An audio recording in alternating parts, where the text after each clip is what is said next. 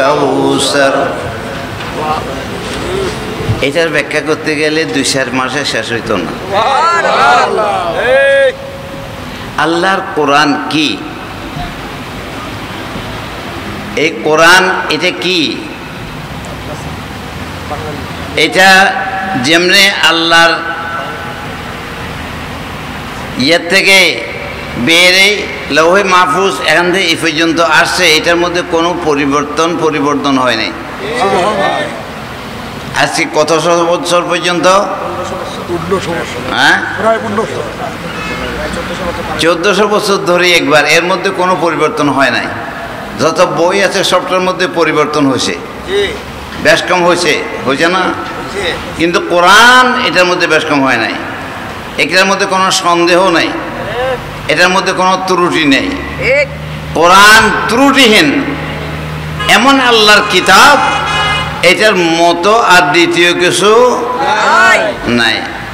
এটা যেন ত্রুটি মুক্ত, সুন্দর, সব কিছু তার মধ্যে আছে। এটা কার উপরে নাজিল করেছিল?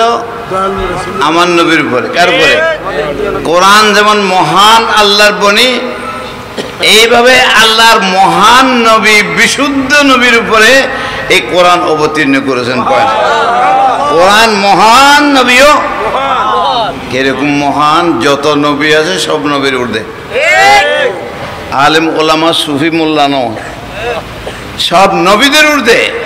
তার মতো কেউ কেমন? তিনি কারো মতো নয়, নবী কারো মতো। আমার দাদা পীর কেবলা রহমতুল্লাহ তাআলা আলাইহি, এটা সব লেখক ছিল, জবরদস্ত আল্লামা ছিল। মদিনা শরীফ তখনকার যুগে পড়ছে। কি বলে তিনি?